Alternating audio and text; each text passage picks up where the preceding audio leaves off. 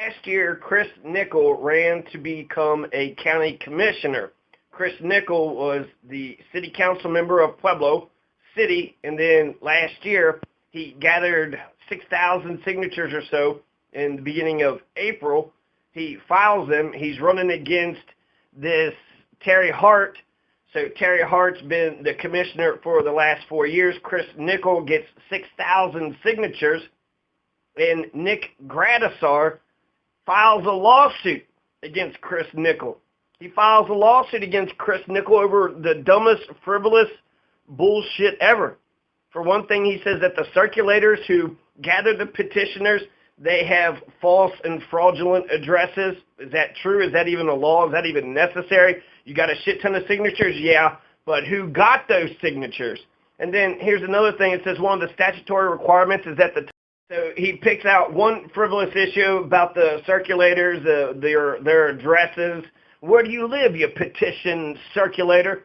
And then the other thing was that when they file the petition, there must be filed and attached to the petition an affidavit from the candidate accepting the nomination.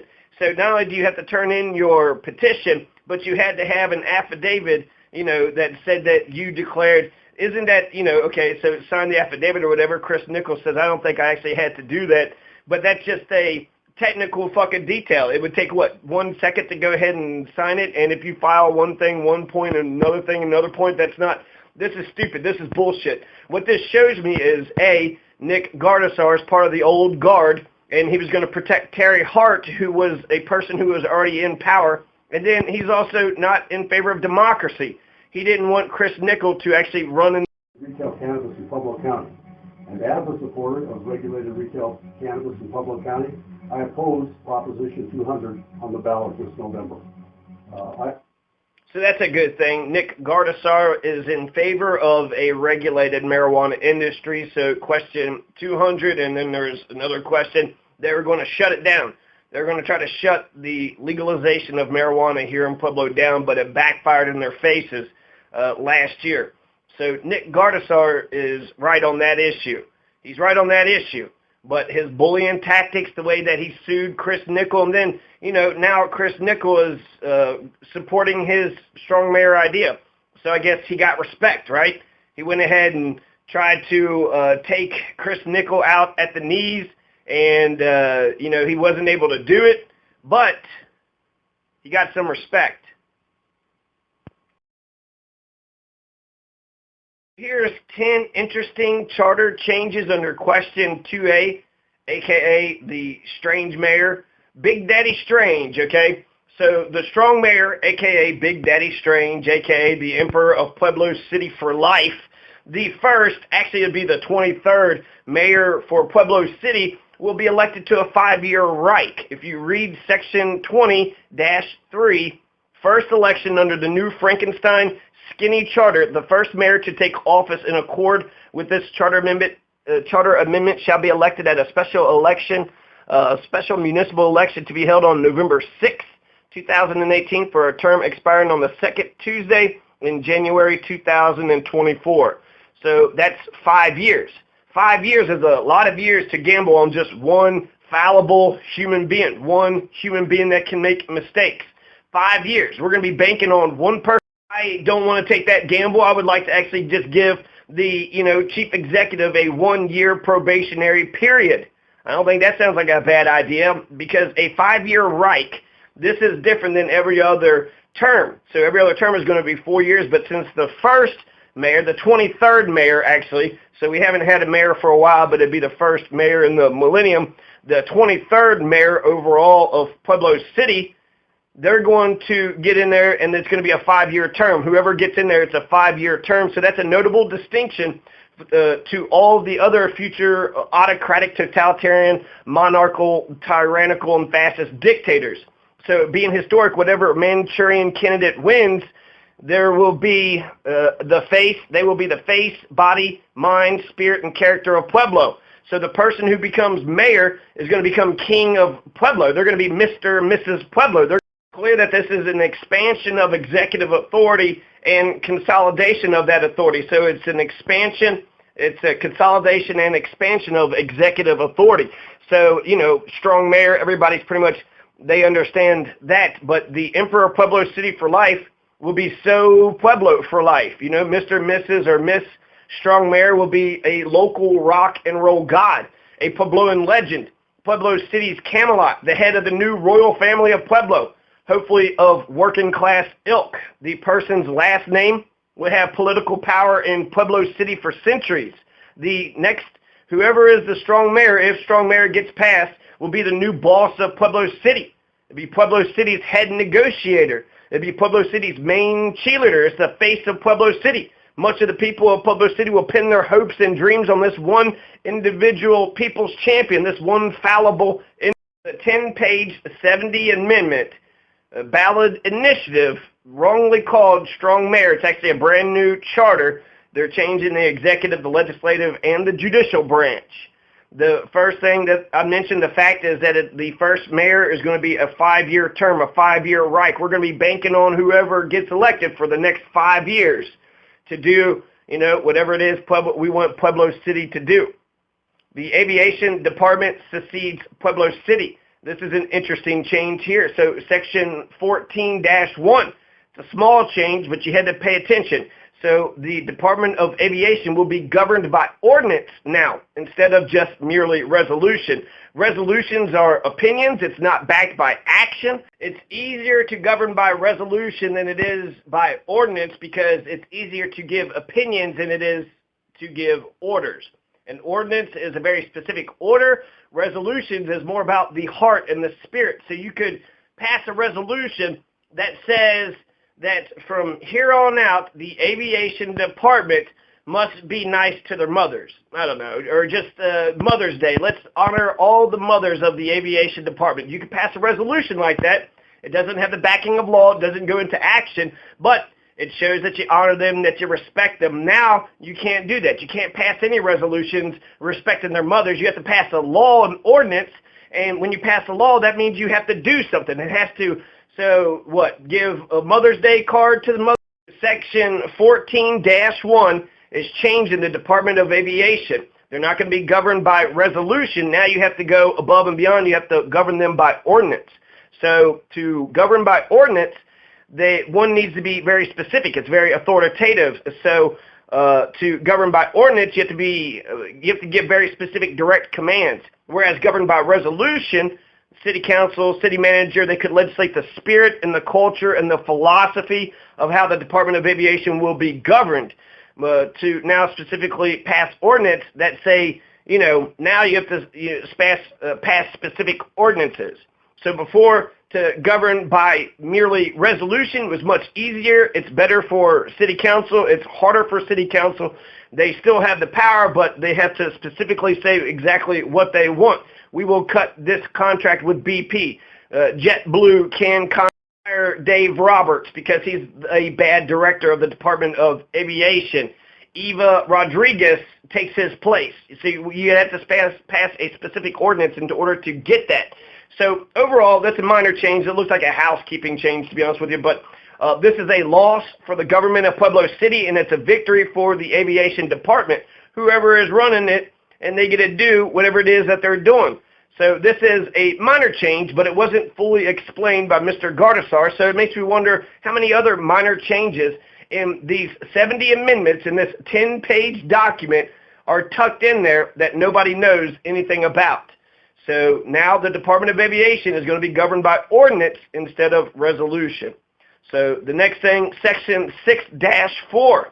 6-4 is a very suspicious street sweeping law and finance mafia protection law. So what is this? Section 6-4, it says that if you get injured on a street, avenue, alley, sidewalk, public place, or way in Pueblo City, then what you need to do is you need to write the person who is so injured or someone on his behalf. This sexist language is, there's the charter is chock full of sexist language. So lots of misogyny, right? The person so injured or someone in his behalf or her shall notify the municipal government within the time period and manner required by the laws of the state of Colorado. Well, I wish they would have actually specifically said what the time period and manner was. So if you're in Pueblo City, you could read the charter, but now you have to open up the laws of the state of Colorado in order to understand when you need to write this letter. You slipped on the sidewalk, you got to write a letter to the city. And the suspicious part, so that's the old section 6-4. The new section 6-4 adds another thing. Not if you just fall on the street or the avenue or the alley or sidewalk or public place or way, but also if a city employee acting within the course of employment injures you, then you got to do the exact same thing. So not only if you fall on the street, if you fall on some ice, if you fall on a bad sidewalk, but if, the Department of Parks or the Department of Finance or the Department of Law, or if the street sweepers say you need to get the hell out of my way or I'm going to punch you. So if a city employee acting within the course of an employment injures you, you have to write this letter to the municipal government if you want to get damages from them. Why was that added? That's very weird. Why was that added? Is, a city employee, now city employees are allowed to attack the public. Section 6-4, the very suspicious street sweeping law and Finance-Mafia protection law. This protects city employees, a higher threshold for the public to be able to sue city employees who have injured them. And then I'm not for sure why that phrase, by a city employee acting within the course of employment. So if you're acting within the course of employment, how often does that happen? How often do city employees injure members of the public that it needs to be added to this section? Section 6-4 only dealt with streets, avenues, alleys, sidewalks, public places, or way. And now there's a human in it. Now it's just a bunch of stuff. Now, before it was just capital and property and streets and alleys and sidewalks. Now it's all city employees. If a city employee is acting within the course of employment, you still got to write that letter to the city. It's the only way that you're going to be able to get away with suing them. So this is a very mysterious and suspect secret clause that's in the changes of Section 6-4 is very mysterious, very suspicious. And this is a secret clause that's embedded in the 10-page 70 Amendment Big Daddy Strange ballot question. And it hasn't been fully explained. So I don't like that. I don't like that there's 70 changes. I don't like how Nick Gardasar is basically saying that there hasn't been any traction for the to stop strong mayor. And he was like, well, that's a good thing. So this is who he is. He wants to shove this thing through. It's already written. He doesn't want to explain all the different changes that he made. He just wants you to accept it as is. And there's lots of problems with it. For one thing, there's, sexist language all throughout it. But Nick Gardasar didn't change that. He changed 70 different things, 70 different amendments to the charter, but he didn't change all the hises or all the policemen or all the the city clerk has to be a man, or they say that he's his. So all the hises and women can be. We have Section 4.6. This is the Algonquin Roundtable of Executive Authority. So Section 4.6, the mayor's cabinet language is added to our beloved and precious 1954 charter. 1954, the year of the liberation. So this represents an obvious executive power grab and expansion. Now we have a mayor's cabinet. So who's going to be more powerful, the mayor's cabinet or city council? Who's going to be more powerful, the people that the mayor dictates and appoints and gets to be the head of all these different departments, or city council, or the judicial branch? It's all going to be the executive branch. So this is, there's going to be a mayor's cabinet now. I assume there probably always was one, but this is different. This is new. So Section 4.6 is Algonquin Roundtable of Executive Authority. So now we have Section 13-4. 13-4 is Jack the Pocket Park Ranger Ripper Landscape and SWAT.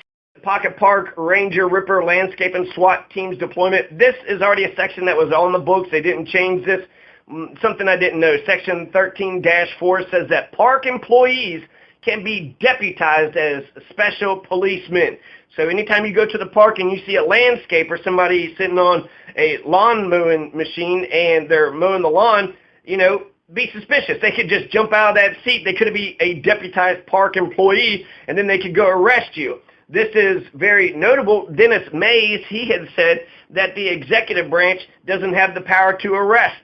So that would mean that these park employees who are deputized as special policemen, and it's policemen, women can be police too, but this is more sexist language, right? Just the men, only women can't be police, just the men. Anyways, the strong mayor won't be able to arrest the park employee, but the park, by having all this brand new police force, by turning the park employees into police officers, maybe they could arrest all these goddamn goat heads. Maybe they can put these goat heads down.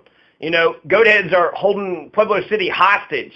If we can't get the local police to arrest for abuse of public office or official misconduct, abuse of public office, abuse of the public trust, if we can't get the local police to arrest the political establishment for any of those charges, then maybe we could deputize some park employees to do that, okay? Meanwhile, the fourth branch runs rampant in at large.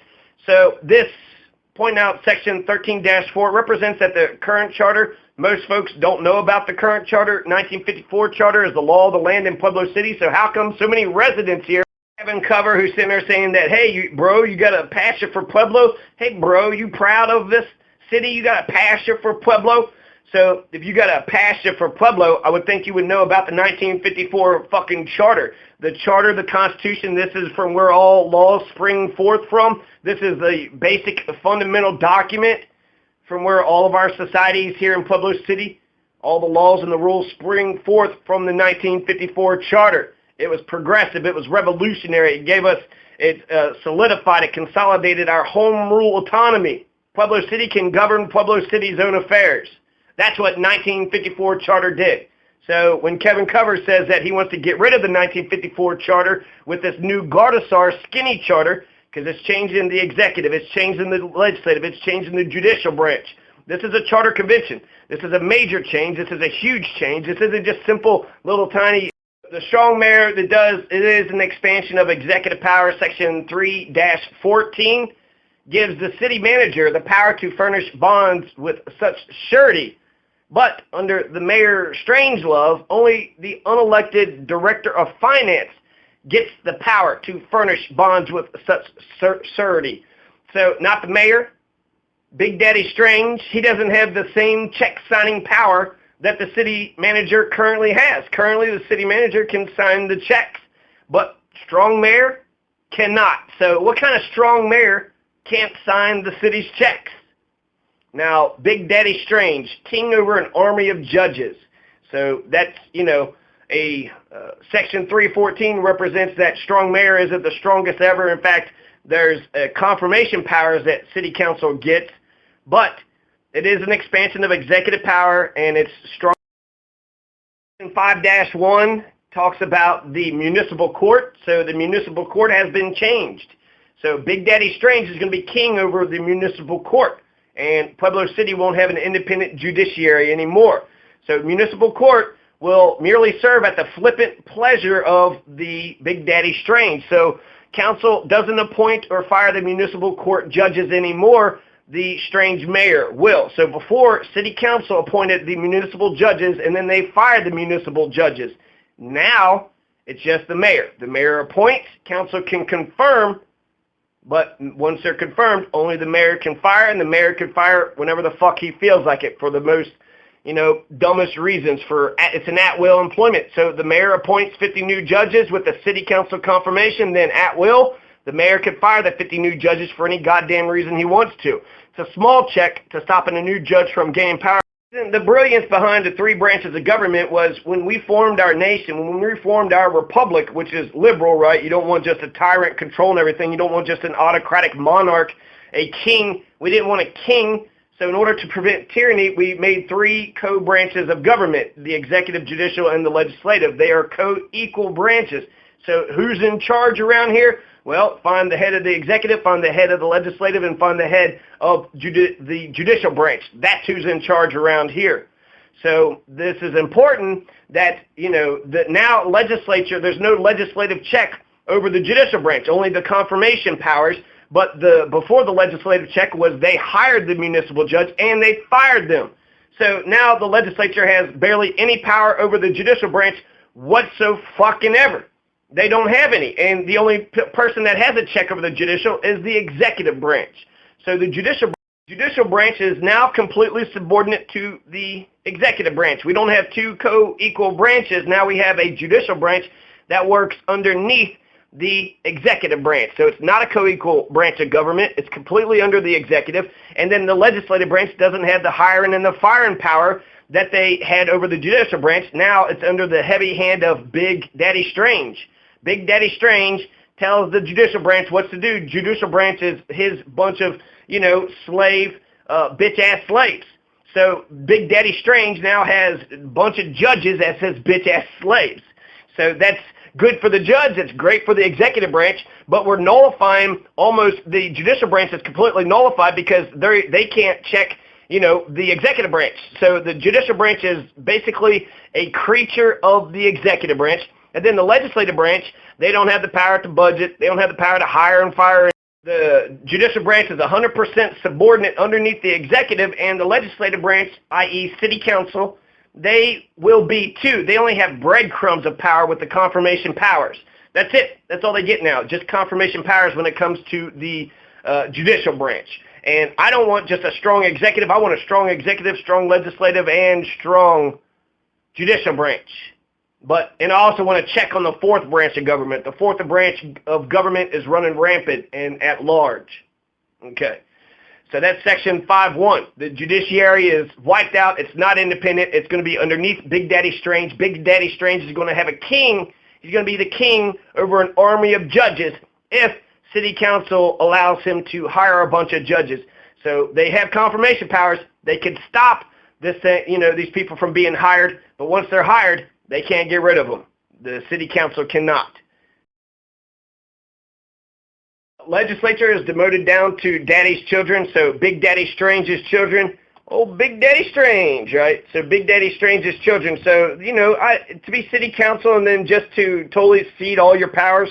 I had thought that the strong mayor was changing a lot of powers, but really city council never had any powers to begin with. City council never had the power of the budget. City council never had the power to hire and fire any of the director heads.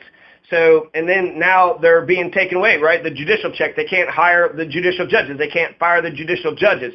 So the city council hasn't had a lot of power. They've always been basically Big Daddy Strange's little bitch-ass slaves.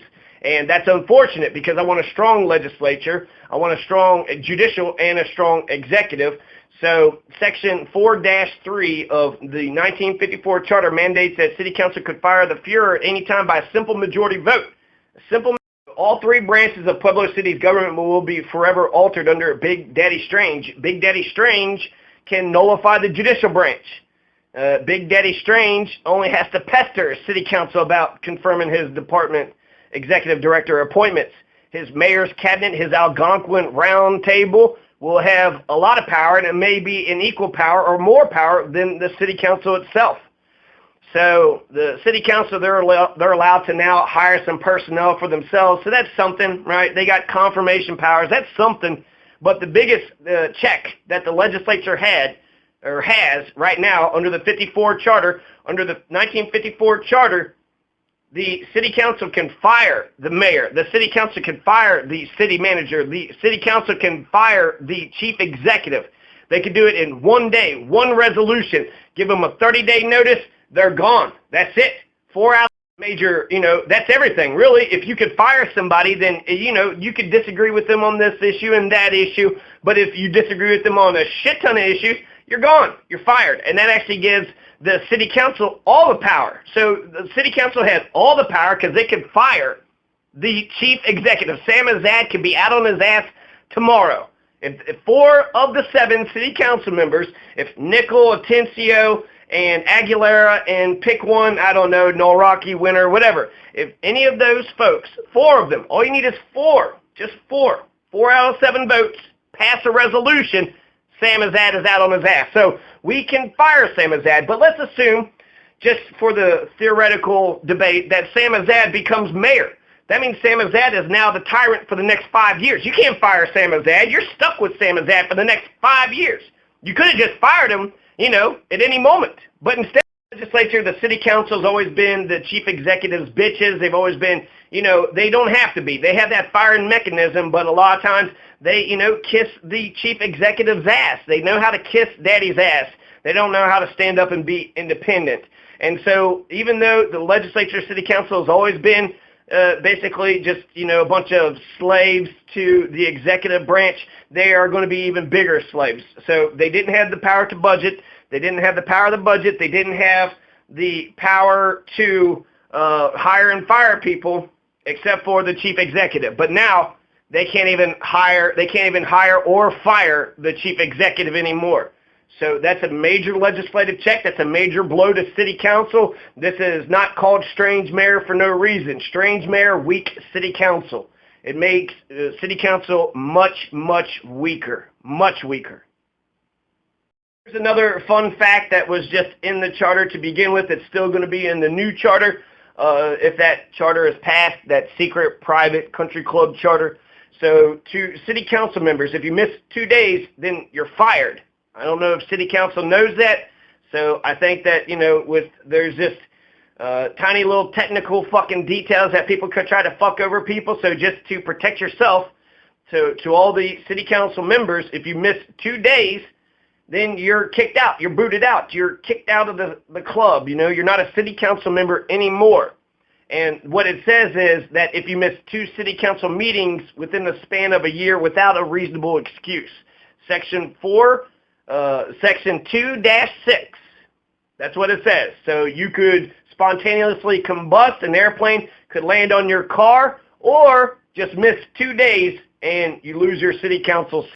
The problem with the mayor's term, Section 4-2 dictates that the mayor has to step down after 2 consecutive terms. That's the language, after 2 consecutive terms. After having served 2 consecutive terms, the last sentence of Section 4-2 says the incumbent mayor shall be ineligible to hold office thereafter. Okay, so, great. I believe in term limits. I think it's a good idea. I think that the entrenched powers, the incumbents have so much entrenched power that it's hard for any newcomers to break into the system. So this is a good idea. This is, by having term limits, it says that after 2 years the mayor must step down, but it says 2 consecutive terms. So that means if a person ran for 4 years and then they didn't run again, they waited 4 years and then they ran again and became mayor, they could do that until they're dead. They could do that. We're being told that there's a term limit. The only way that you can make yourself ineligible is by running for 2 terms right in a row. So if you have 2 terms right in a row, you have 2 consecutive terms, you're out. But if you get a buddy or you get a friend and maybe a husband and wife or something, maybe a Republican or Democrat, they just keep going back and forth. One day it's Bob, next day it's, first 4 years, the first 5 years it's Bob, the next 4 years it's Sally. Then by them going back and forth like that, they could do that for the rest of their life, and then they could be, so ultimately, while there is, they try to put term limits on the mayor, the term limit, they're unlimited. They can be mayor for an unlimited amount of time as long as they have non-consecutive terms. As long as they alternate their terms, as long as they're like a Grover Cleveland, they can be Grover Cleveland till the day that they die. So that's a problem. Unlimited non-consecutive terms, I want a term limit. But you just made the term limit to where it's got a loophole. They could run for life. Just a small little loophole. This makes me think, did anybody edit this? Did Nick Gardasar, did he have anybody look at this document? Did he just make up these changes himself? Because I feel like if you put this to public scrutiny and you had people that actually gave a shit, I don't see how that wasn't even, brought up. I don't see, there's so much sexist language, there's so much misogynistic language. That's a good house cleaning bill. Let's get a charter amendment on the ballot that says let's change all the hises to his/her or they. Let's make it gender neutral. So we could do that, right? We have a very misogynistic charter, but he doesn't change any of those things. And then with this mayor thing, this is a loophole. I just feel like elevating Big Daddy Strange to the new Hitler of Pueblo hasn't been fully thought through. It hasn't been fully thought through. Somebody should have picked this problem out. This problem should have already been picked out and solved, but it hasn't. It's already, this is the document. Pueblo. The thing that I want to mention is, how many departments does Pueblo City have right now? I read a bunch, I research a bunch, and I would say that I'm more informed than your average bear, but there's so many fucking departments. They listed 10 departments in the 1954 charter. There was 5 extra departments that was mentioned in the ballot language, so it makes you think that we have stormwater, information technology. We have 5 additional departments on top of the 10. And then on top of this, there's a section that's going to be created. We're going to create a purchasing. We already have a purchasing department, But now we're creating purchases and supplies. We're going to have a department called Purchases and Supplies. Is that additional to the purchasing department? What the fuck is that? The Department of Purchases and Supplies. The director of which shall be a city purchasing agent under jurisdiction of the mayor. Pursuant to the rules, purchasing agents shall contract for and purchase all supplies, materials, equipment, contractual services. The mayor's cabinet opens the door up to all these departments being dissolved, but I feel like once a department is created, it somehow just sticks around forever. So instead of not just having purchasing department, now we have purchases and supplies. So we're creating a brand new department, section 728. So that was never told to us either. Now the brand new department, I just don't understand. I think it's I think it's redundant. I think you could have just had the purchasing department do supplies, have some subcommittee, but now you have an entire department of purchases and supplies. Well, who's going to be the director of the purchases and the supplies? Who's going to be the director of that? Is there somebody already chosen to do that? So they're creating a brand new department. And then here's another thing it's in both of them, section 15-3, district number 2. Well, District number 2, this is a waterworks. We already got a public waterworks system. Waterworks District number 2. What the fuck is this? The water plant, together with all other property belonging to Public Waterworks District 2, shall continue to belong to the district and be held, managed, and operated in the same manner as. So we vote for the 5 water board members, and those 5 water board members don't even have jurisdiction of the Public Waterworks District number 2. Do we vote for the water board of District number 2? Do we vote for the executive director for District number 2? So this is, the specific facts that I have found. This is embedded. The section 15-3, this has always been here. District number 2 has always been created. And now we're creating a brand new department with the purchases and supplies of section 7-28. So this is why I want a good, honest politician. This is why I want a good politician that goes in there to get to the bottom of things. And they're always going to tell me the truth. You're going to write a tell-all book. You're going to tell the public all the information that they need to know. A politician that will never sell me out. I feel like I know how I would do. If I was in there and I saw all this shit, or I saw some superfluous departments, I would get a study on all this shit. And then I would say, look, this is, the reasons why we need to get rid of this. So we're not just relying upon libertarians to drain the swamp. Progressives, we can drain the swamp ourselves. And by draining the swamp, we save taxes, we save the city money, and that gives us more money to do good things. So by having all these different departments, having this Frankenstein charter, we need a charter convention. But we need politicians who are honest, who are going to get to the bottom of things, who will never lie to us, who will never sell us out. Don't ever sell us out. Get in there, fight for us no matter what. Don't just kiss other city council's ass. Don't just kiss the mayor's ass. Don't just kiss the banker's ass. But actually when the banker says, hey, why don't we buy your water out for this amount, not only should you record that meeting, but you should go straight to the newspapers and tell them what the fuck they're up to.